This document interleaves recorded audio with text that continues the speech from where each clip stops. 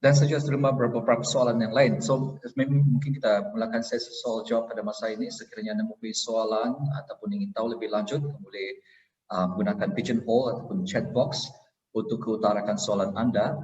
Dan buat masa ini saya telah pun menerima beberapa soalan. Yang soalan pertama dikutarakan khas untuk Father Raphael daripada Capuchin. Father Raphael, are you with us? Can I have Raphael on the screen, please? Yeah, I'm here. Great. Father Raphael, a few questions for you. Soalan yang pertama, maybe before that, okay? Ada satu soalan in general kepada semua kongregasi. Apakah usia limit untuk mengikuti kehidupan religius? So I was just checking with all the religious just now. Hard limit. In principle, in general, lebih kurang 35 tahun, 33 tahun, 33 hingga 35 tahun, bergantung juga dengan setiap case by case basis lah. Okay, so all you need to do is just to speak each kongregasi yang mana yang kamu rasa terpikat ataupun menawan hati kamu untuk mengikuti, then you can find out more. So, okay, so Father Raphael, question number 1, what is the qualifications to be OFM CAP? Okay, thank you. Qualification to be the Capuchin, maybe for other religions also. The first thing is baptized and practicing Catholic, at least has received the initial sacraments, being baptized and then the Eucharist, and after that also the Charism. This is important because sometimes it's make a difficulties also. We must going for because we cannot ordain before you have a Charism. And the other things is the health, physical, emotional, spiritual, and mental, and has a strong desire to live Capuchin ways of life. No hidden agenda to join the religious, or because of lari from the girlfriend or something like that. Okay, another thing is working experience, at least 1 to 2 years. And academic qualification, STPM and college university. And after that, you must have a recommendation to parish priest, religious brother, sister that know you well, bishop if you candidate from before you enter the seminarian of the diocesan seminarian, from superior general if you candidate from another religious order before. And a good common in English, of course, English course should be done before joining the order. Okay, at least you could learn a bit because nowadays, even though my English is not so good, I struggle also for this English, but we could find it nice to do. With a good moral behavior, sexual balance, no scandalous, alcohol and smoking are not encouraged. Must inform your parents regarding your good intention to join this order. And ages, like said before, 21 until 35. Above 35 years old will be considered on case by case. Just this, the 11 qualification before. Thank you. Okay, thank you, Father Raphael. It's a lot of qualifications. So, salah satu kualifikasi, as long as you're baptized, so dibaptis, you receive your confirmation. So amongst them, working experience, education, and physical fitness, and so on. Okay, so thank you very much. Question number 2. What is the difference between OFM and OFM CAP? Thank you. This the old question, year by year. We just saw the video. This very interesting thing that being said.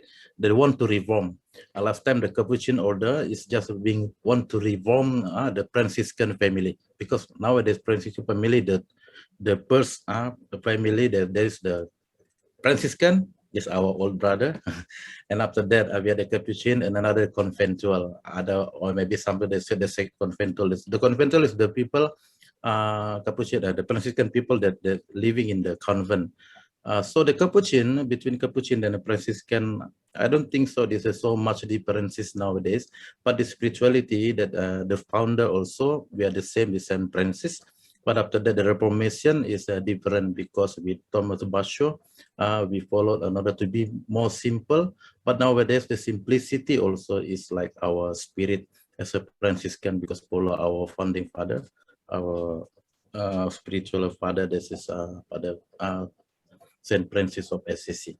So up to now, I thought the differences It's just like that I could tell you, people between the Franciscan and between and the Capuchin.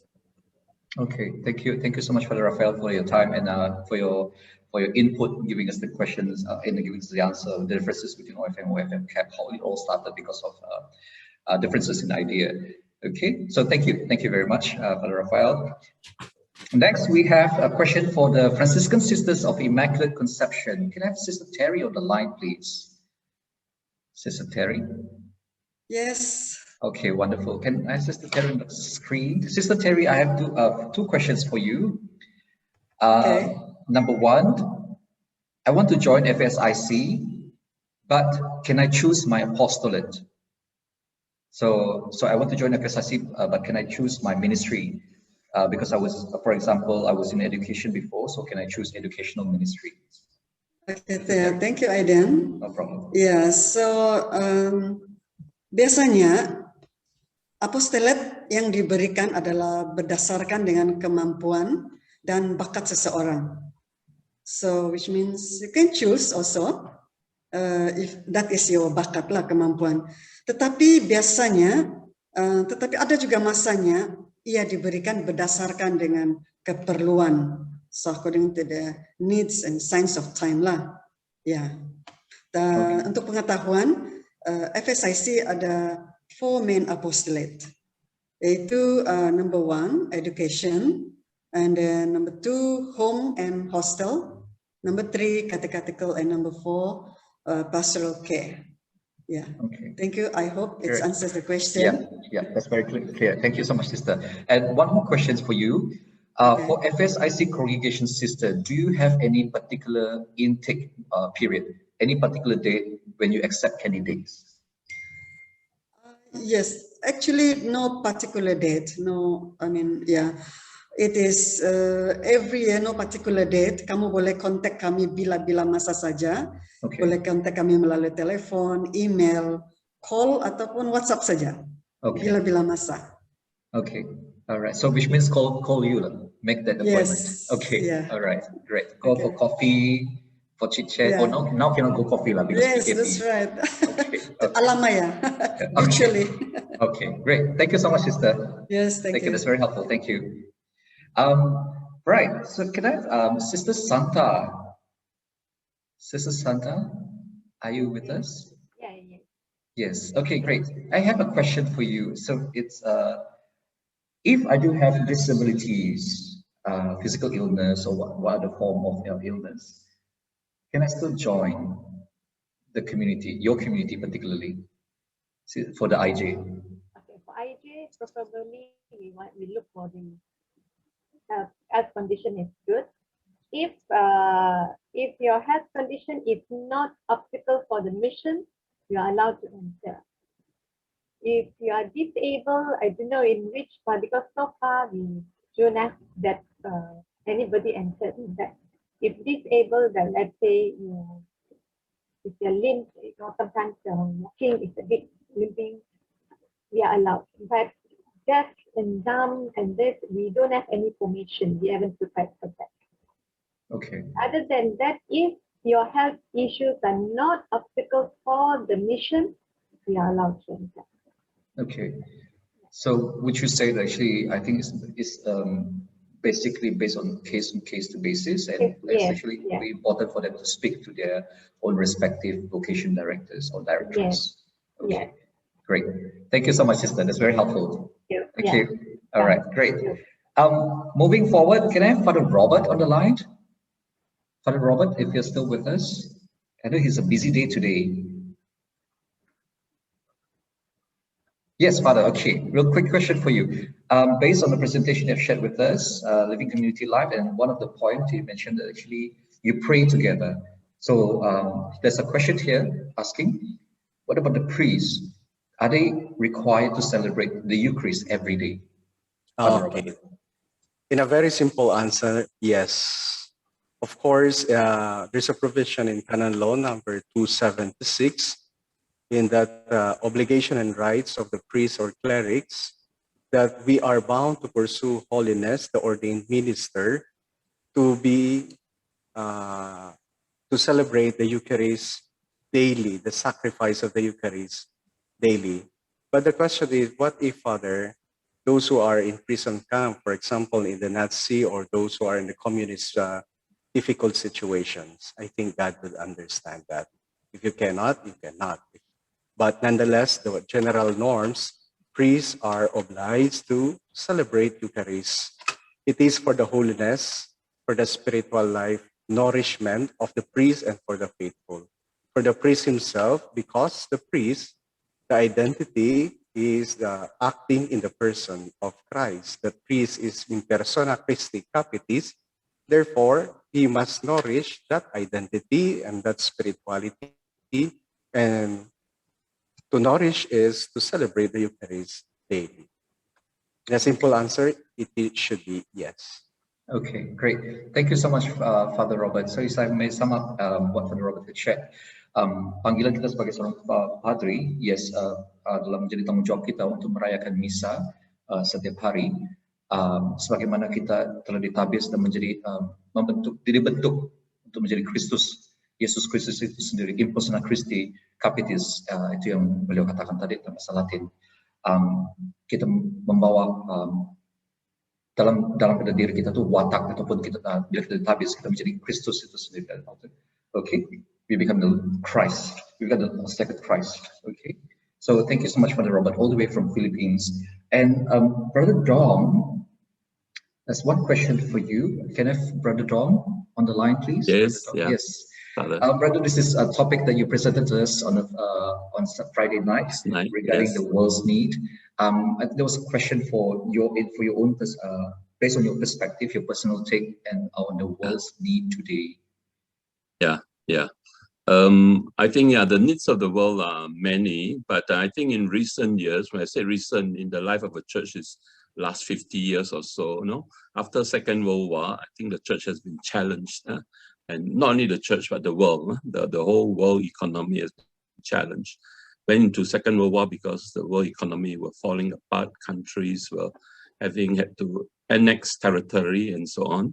So, but what today, if you were to sum up, and the Pope Francis in his most recent encyclical on Fratelli Tutti is telling us that what the world needs today is this word called communion. Today we are celebrating the feast of the Holy Eucharist. But it's not about Holy Communion that you receive, but it's about communion. Firstly, as human persons, we have to be, as the Pope say, brothers, sisters, all, quoting the admonition of St. Francis of Assisi, say that we all have to come together. Why is it so? You look at our society today, if you read economic report, if you read the GDP of your country, and so on, the rich has become richer, and the poor has become poorer. Our countries, Malaysia, Singapore, Sabah, you can see development. Economically, we have gone up. Singapore has gone up in the last 20 years to be the first world. Malaysia is somewhere trailing behind. Malaysia, Thailand has been one of the countries trailing behind Singapore in the ASEAN, and so on. But even though with economic development, we have seen the big gap between the very rich and the very poor.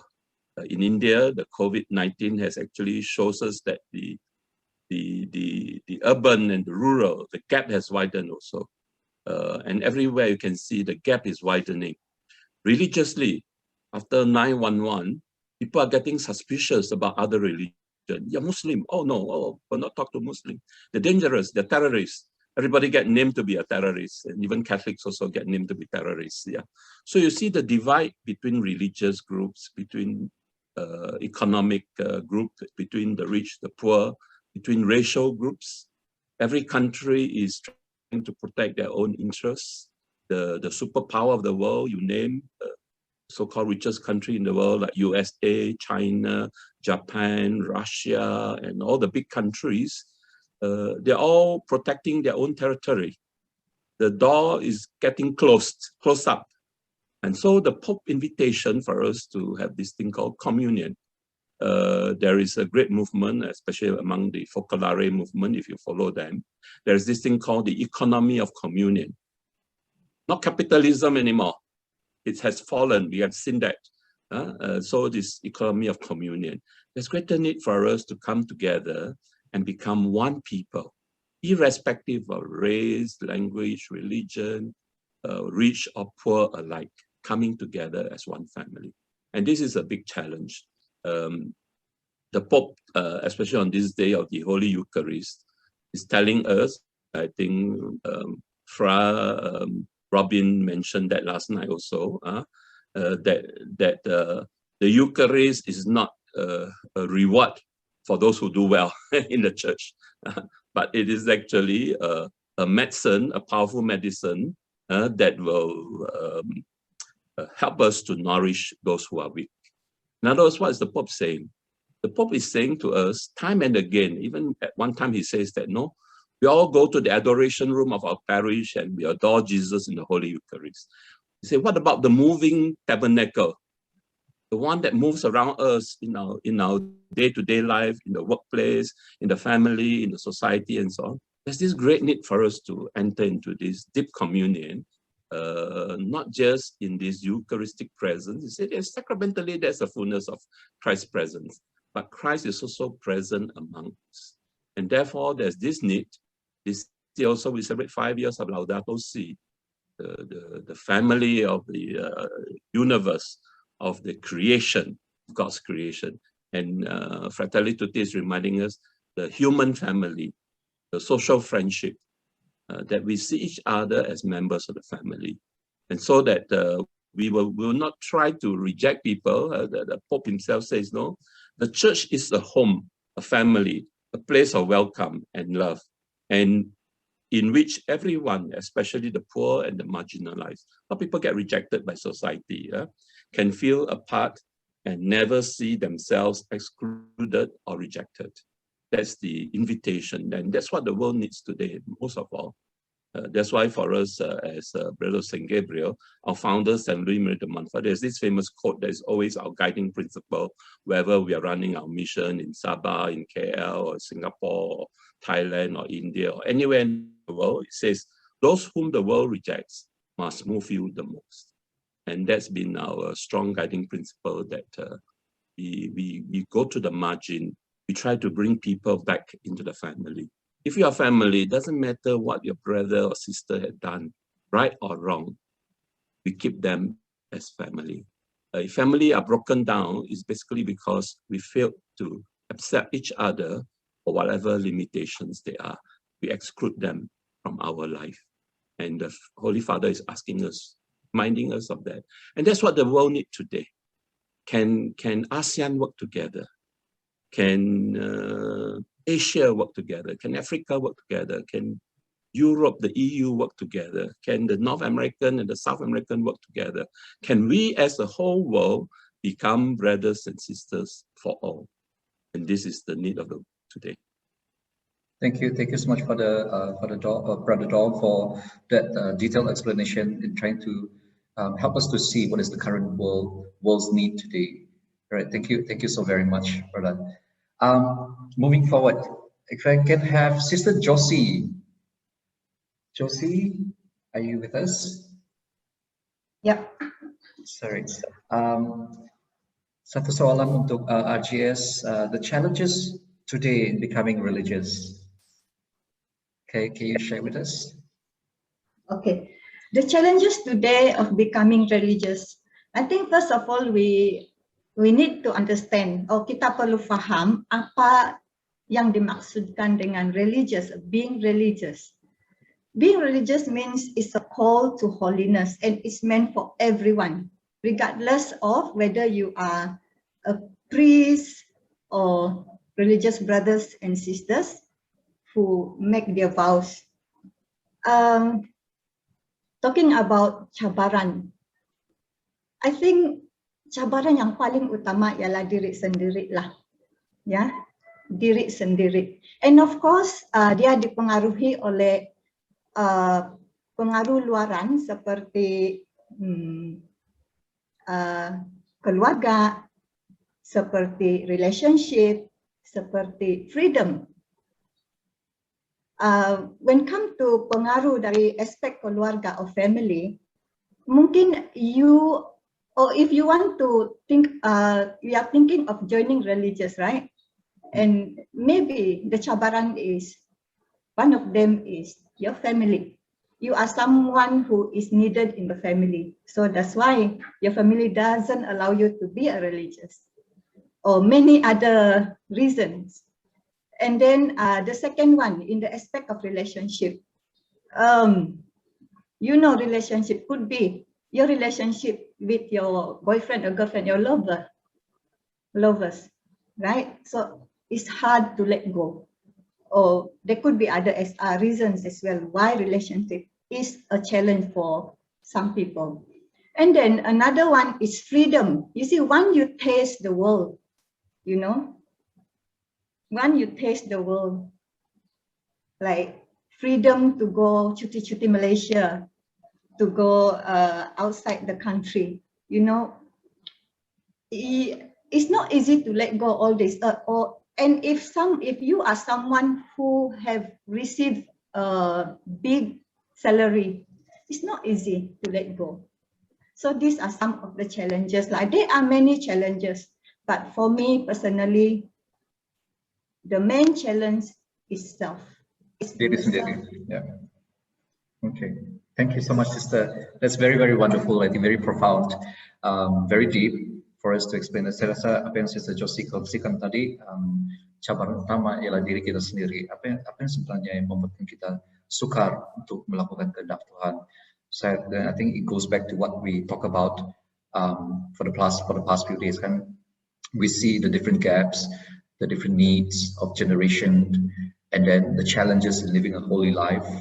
The difficulties living in a community, even though all of us call for one purpose, one mission, one vision, but sometimes we ourselves are the ones who are sabotaging the work of the Holy Spirit, making it hard to be transformed into little Christ.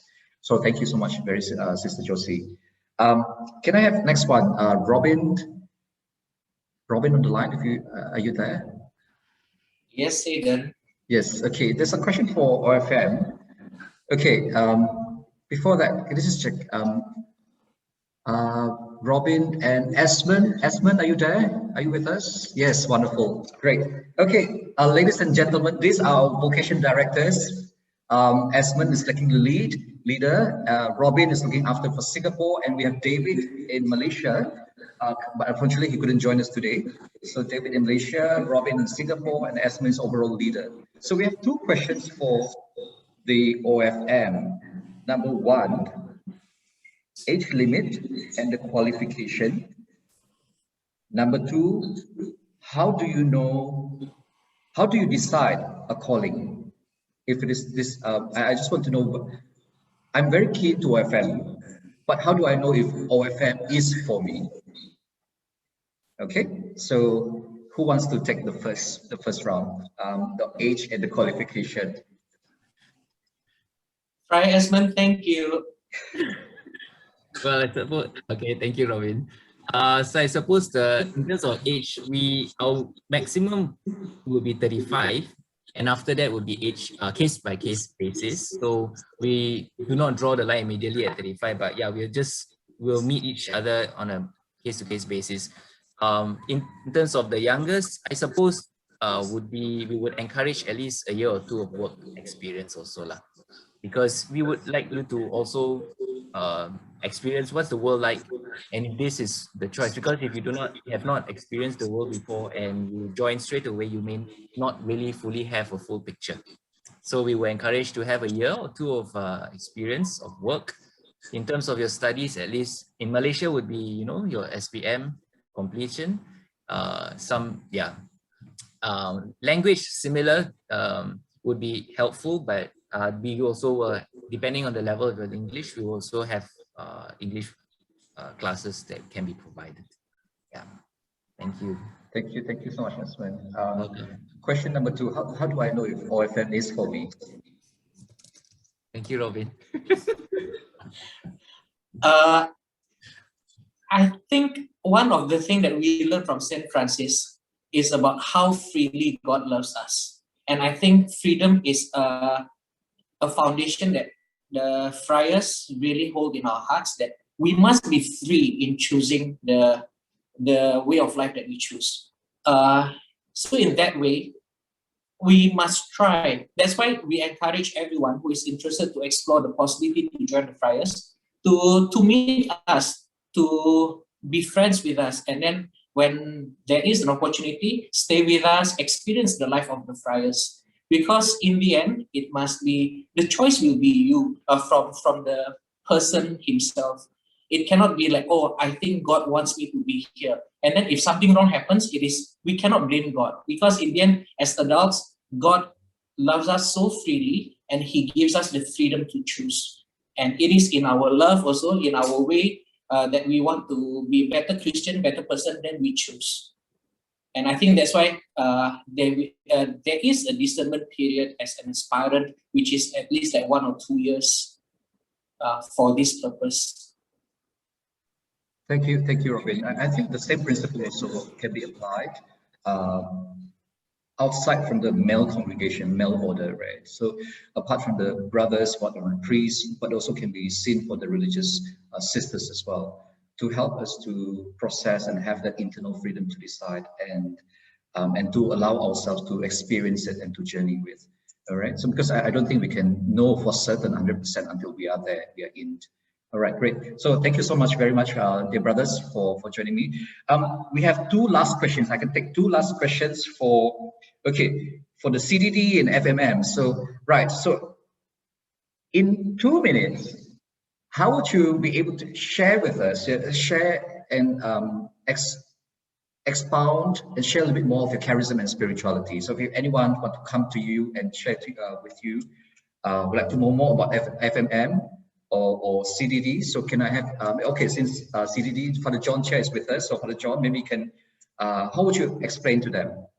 So if I come in a rush, hey, Father John, I wanted to know more about CDD, so can you tell me? So Father John, over to you. Thank you.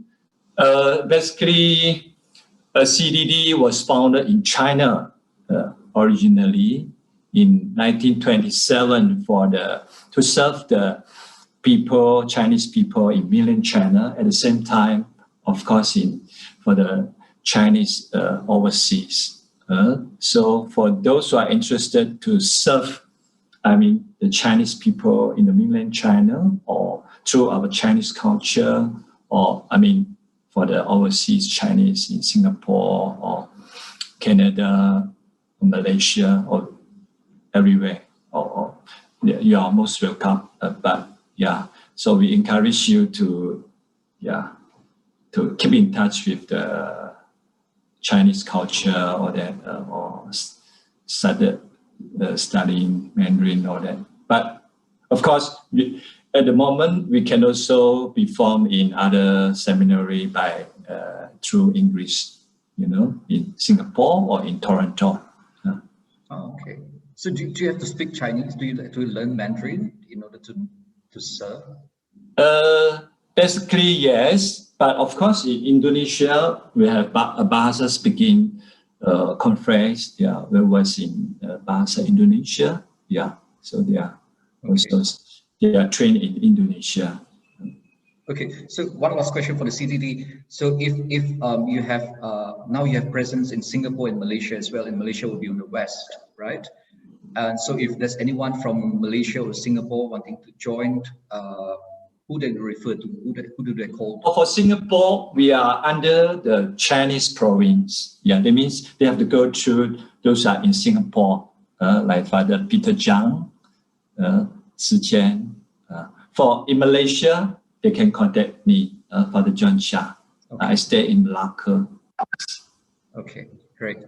Thank you so much, Father John, for your time. And Sister Angeline, so how would you share with us for your spirituality and charism?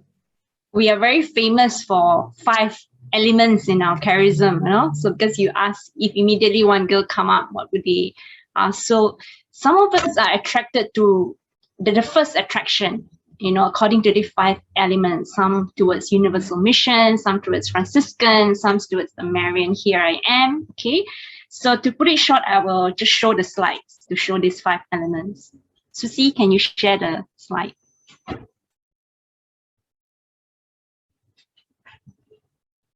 Okay, you look at the left first. There's one big circle there where you can see HA and fiat. HA means here I am.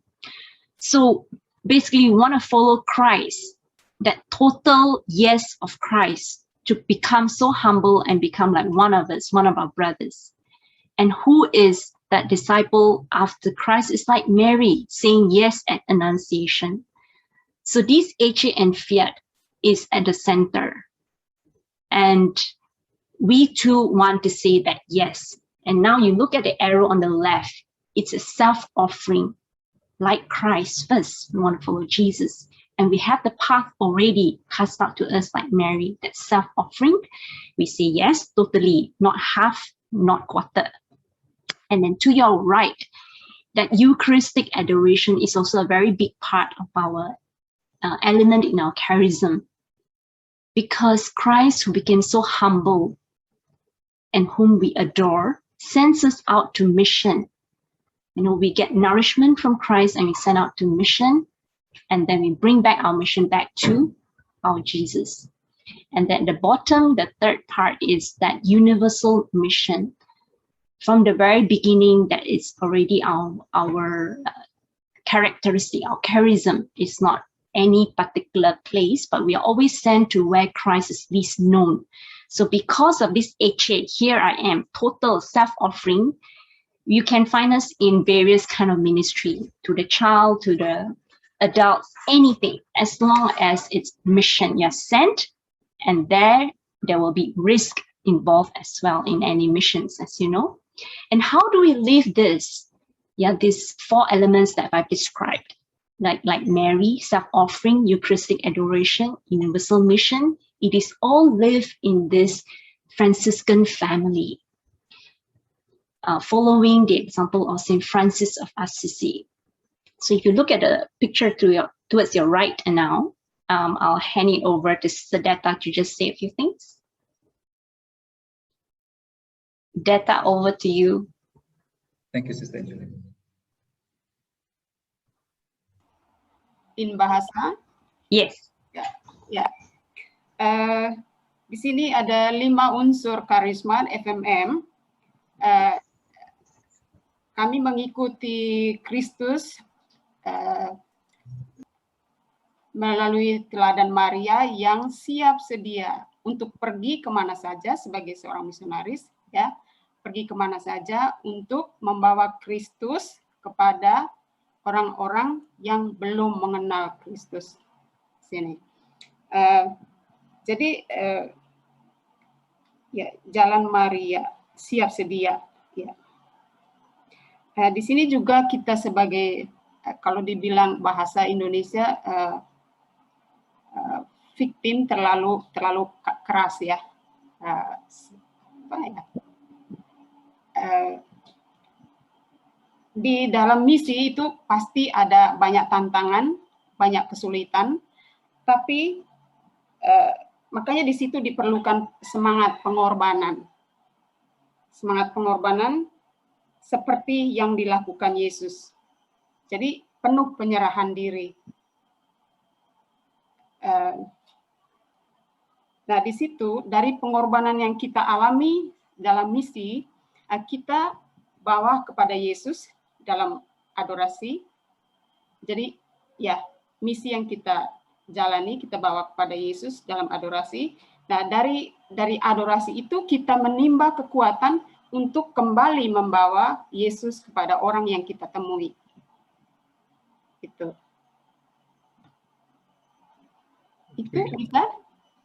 bisa mengerti ya? Yeah, thank you so much, Sister Detta and Sister Angeline for your time and sharing with us. You can see our community live. We are mission to different places, different cultural. That is the live witness. It is. And then the last slide is just to, if anyone is interested, that's our contact.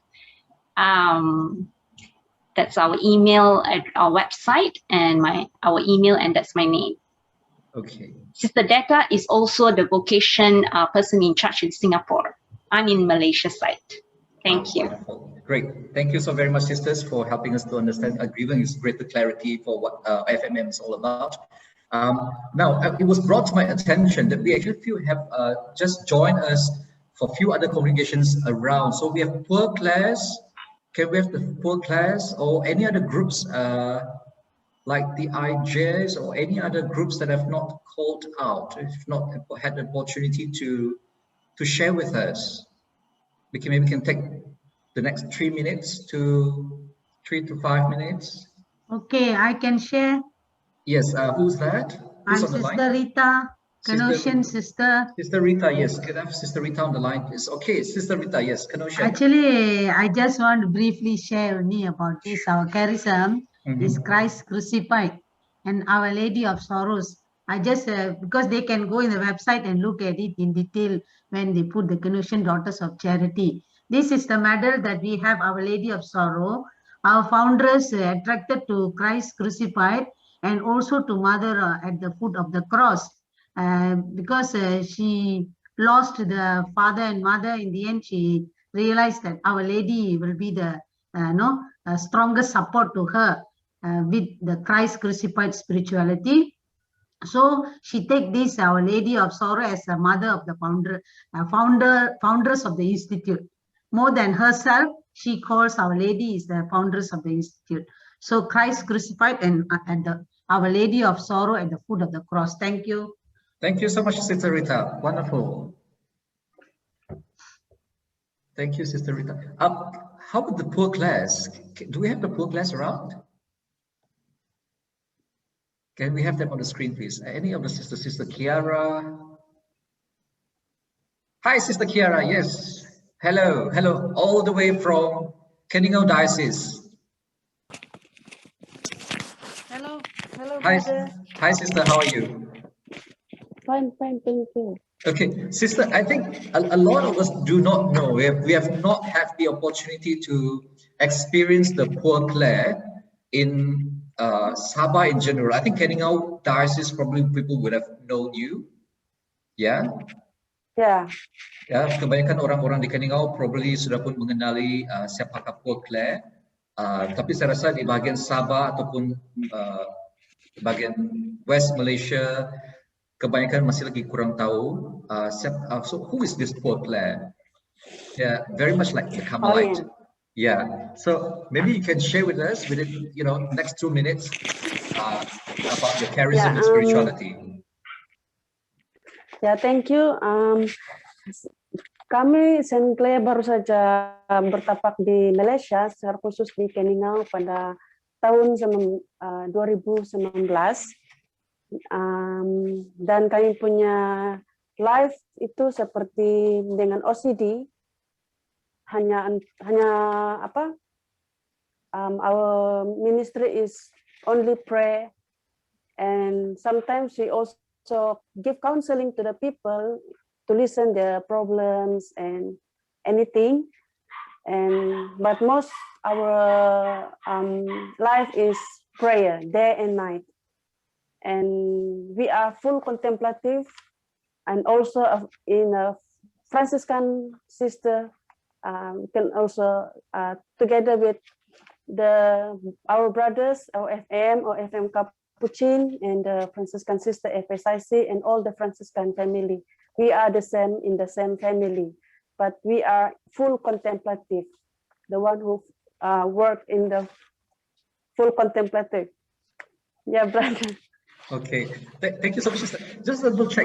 Where are you at now? Di mana sister biara sekarang? You're from Sabah. Can you tell us more about yourself? You're from Sabah, right? You're from Sabah. Ya, saya asalnya orang Sabah, orang Penampang, dan kami punya biara ini sekarang bertapak di Tatal, Keningau, dan kami mempunyai 4 orang local sister, 1 aspirant. Kami kongregasi kami punya order ini berasal dari Philippines. So baru membuka cabang di Malaysia, khusus di Keningau. Okay, great. Yeah. Thank you so much, Sister Kira. Ada lagi sister yang lain ada bersama dengan sister sekarang pada hari ini? Ada. Oh, maybe you can say hi to. Malu-malu kucing kah dia? Ya. Hi. Kami Hi, satu bilik brother, sama ini. father. Oh, perlu pakai makeup lagi. Oh, okay. Hi, sister, all the way from Singapore. Thank you so much, Sister Kiara. Oh, hi. Hi, Evangelist. Hello, good to see you. Hello, thank you so much for your time.